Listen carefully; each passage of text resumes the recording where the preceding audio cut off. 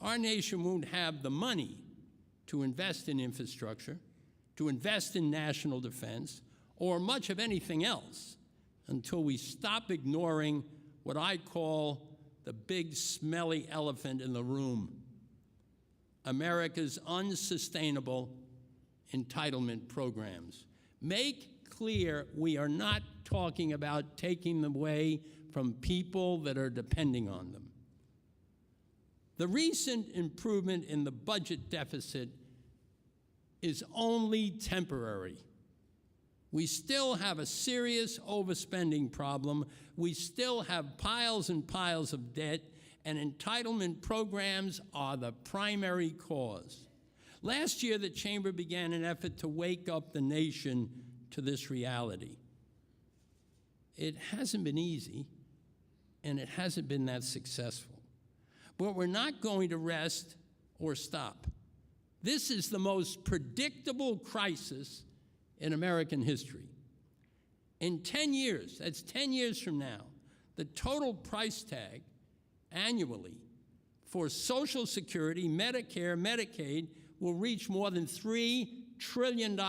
We're basically going to increase federal spending between this year and 10 years from now, between 2013 and 10 years from then, by $2.5 trillion. The share of the budget to pay for these programs, plus the interest on our debt, will expand from 65% of the budget last year to 76% in 2023. Now look, demographics are destiny. You can't change them in short term, and there's no way around it. Americans are living longer. Hooray, I'm for that. Each and every day, listen, each and every day another 10,000 baby boomers retire. And that will add up over 17 years to 77 million new retirees. Producing more energy can help generate lots of new revenues to help pay for entitlements.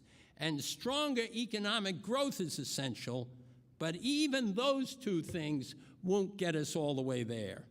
It's time for our leaders to act like leaders, to tell the American people the truth, and to craft a fair, sensible plan to reform and save these vital programs.